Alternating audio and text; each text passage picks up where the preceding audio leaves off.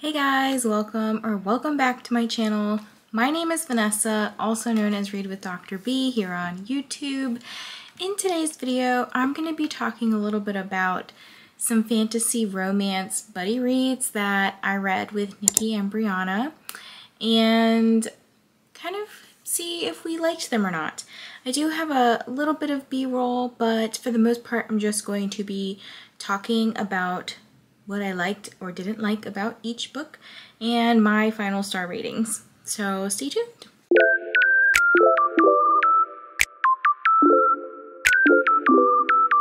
Okay, so we're gonna start off with probably my lowest rated book of this video. So at the beginning, this started out being a buddy read with Katie actually, and we were trying to decide if we wanted to read Fall of Ruin and Wrath and Throne of the Fallen. So I did this little spinner wheel, which I'll insert like a little picture. But anyways, as you can see, Fall of Ruin and Wrath won. And I was so excited to get into this because I have this gorgeous Owl Crate copy. It's just so beautiful. And even the artwork inside is just stunning. Anyways, so could not tell you what it's about. But I'm going to read off of Goodreads what it says. It says, long ago, the world was destroyed by gods, only 9 cities were spared. Separated by vast wilderness, teeming with monsters and unimaginable dangers, each city is now ruled by a guardian, royalty who feed on mortal pleasure. Born with an intuition that never fails, Callista knows her talents are of great value to the power-hungry of the world, so she lives hidden as a courtesan of the Baron of Archwood. In exchange for his protection, she grants him information. When her intuition leads her to save a traveling prince in dire trouble, the voice inside her blazes with warning and promise. Today he'll bring her joy, one day he'll be her doom. When the Baron takes an interest in the traveling prince and the prince takes an interest in Callista, she becomes the prince's temporary companion. But the city simmers with rebellion, and with knights and monsters at her city gates and a hungry prince in her bed, intuition may not be enough to keep her safe. Callista must follow her intuition to her safety or follow her heart to her downfall. Yep, didn't remember any of that, so just pass on this book. I'm sorry, JLA. This wasn't your best work. I don't know what you were doing. This was my first Jennifer L. Armentrout or JLA book that I have read, and I hear others are better. I ultimately was disappointed with this book. I was so bored. There wasn't really anything happening in this book until about 80%. There was lots of spicy stuff. I didn't really care for it too much. Maybe that was because I wasn't in the mood, or I'm generally someone who, I enjoy smut, but I think I like more plot with my smut. And I do recall liking the ending. I read this probably back in February, so forgive me if I don't remember anything about it, and it's fine because my rating stands pretty true to my enjoyment of it. But ultimately, I gave this book a 2.75. I probably would not recommend this to anybody because it was just boring. I don't see the hype. It has over a 4-star rating on Goodreads, but I'm sorry, it was not my cup of tea. And at this point, I think it was also like not Katie's cup of tea, and she DNF'd it. So I persisted. I probably should have DNF'd as well, but I pushed on. And it ultimately ended up being a buddy read with Bri and Nikki instead. So, just didn't like this book. So I'm gonna sadly be unhauling this. You will see this in an unhaul video coming soon. But this was unfortunately not my thing. Hopefully it's one of your things. So if you know nothing about this book, it is basically about Rune, who is a witch, and Gideon, who is the witch hunter. Essentially, they're going throughout the book. He is trying to find the witch, and he kind of is getting closer and closer. Rune is kind of, you know, very close to him, trying to like sneak around or whatever, but essentially he ends up figuring out who she is. So they end up kind of like falling in love, and then there's some stuff that happens. where he has to essentially protect her.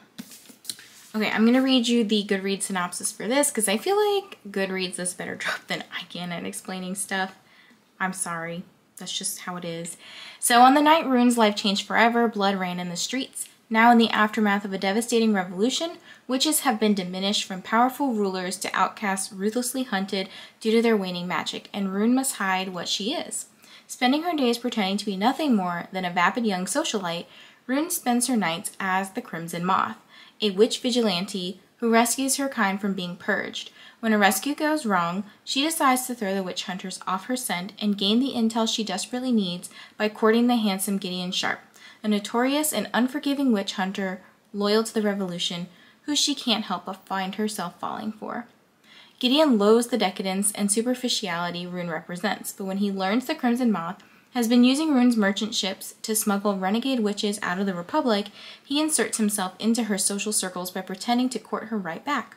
He soon realizes that beneath her beauty and shallow facade is someone fiercely intelligent and tender who feels like his perfect match, except what if she's the very villain he's been hunting?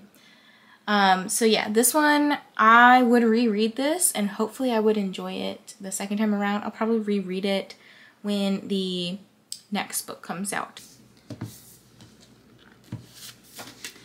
So I finished the Crimson Moth earlier today, and I think I'm gonna go 3.5 for this. So it very much reads like a YA. You're not gonna get a ton of spice in this book. Like, it is like YA fantasy with some romance in there as well. I thought that a majority of the book was really boring. Like, leading up to the romance part was just kind of like this cat and mouse kind of game where he's trying to figure out who the Crimson Moth is, and she's obviously the Crimson Moth.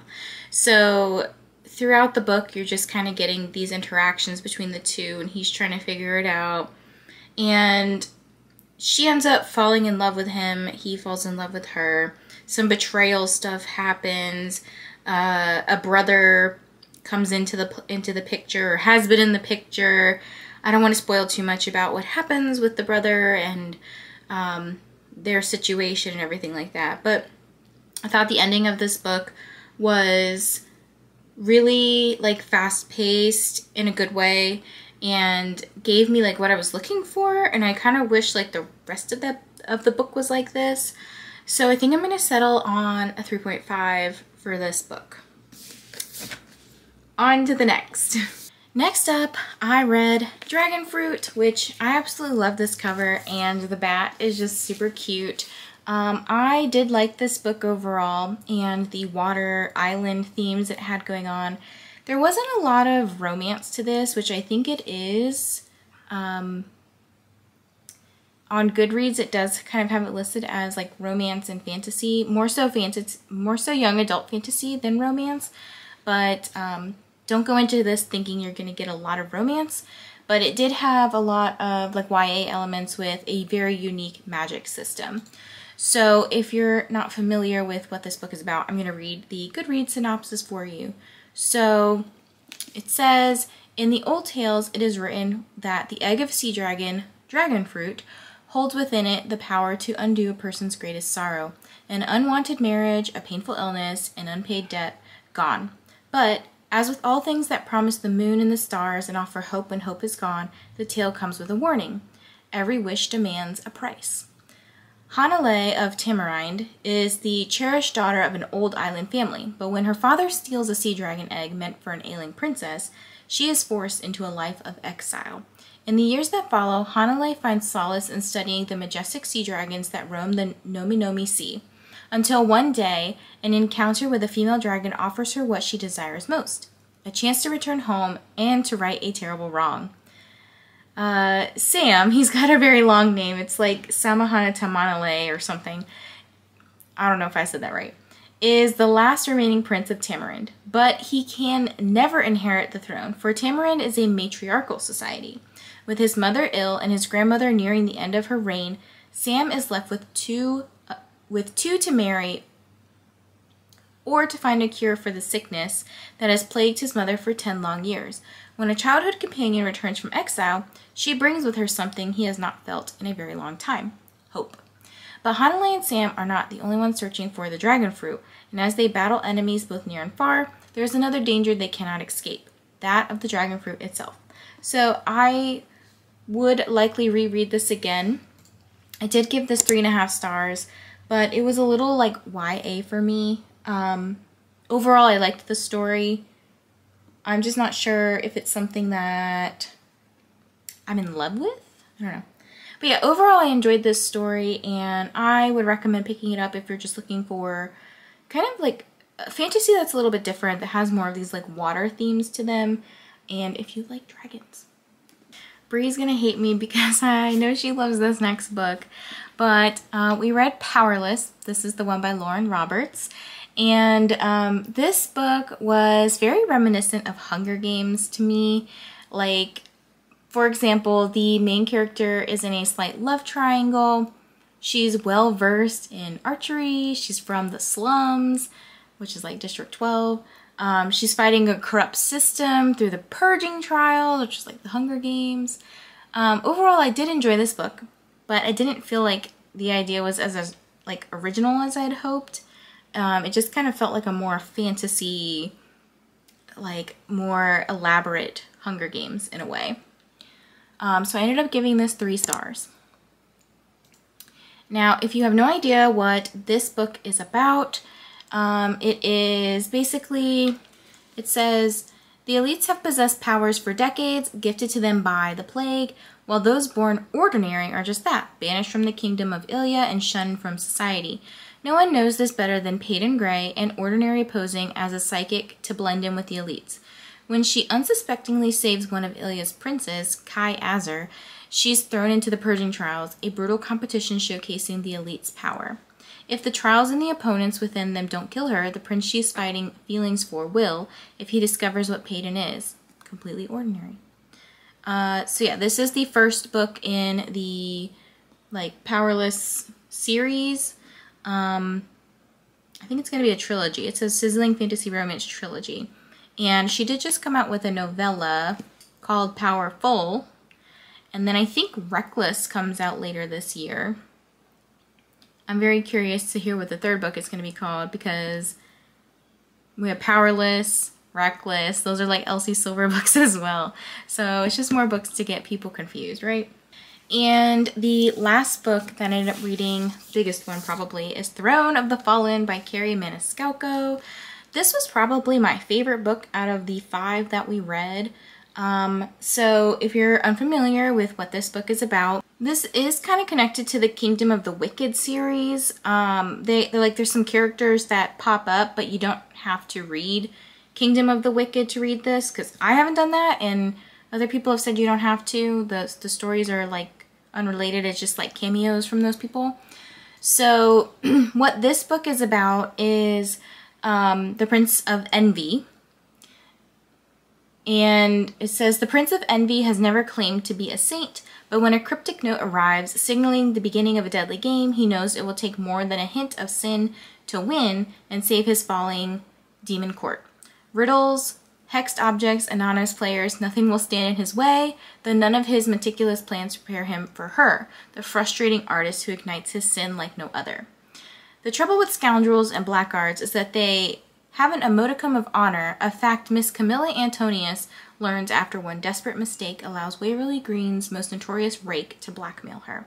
To avoid a ruinous scandal, Camilla is forced to enter a devil's bargain with Envy, little expecting his game will awaken her true nature. Together, Envy and Camilla must embark on a perilous journey through the underworld, from glittering demon courts to the sultry vampire realm and beyond, while trying to avoid the most dangerous trap of all, falling in love. So this is kind of like fantasy, paranormal romance, kind of gives you those historical romance vibes in a way. But I really enjoyed this one, and I gave this one a 4-star.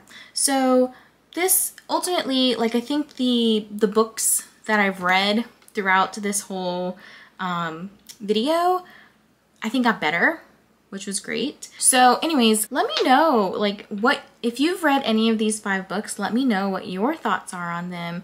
If you liked them, if you totally disagree with my ratings, if you agree with me, I'm just curious to hear what you guys thought, and I'm actually curious to see how Bree and Nikki fell on some of these. I kind of know generally, but we haven't really revealed our ratings to each other. So if you have not subscribed to them, they are linked down below, and I will also link their videos in my description below so you can go check out their side of the story. And I just want to thank you all for clicking on today's video. Don't forget to like, comment, subscribe, and I'll catch you guys in the next one. Bye!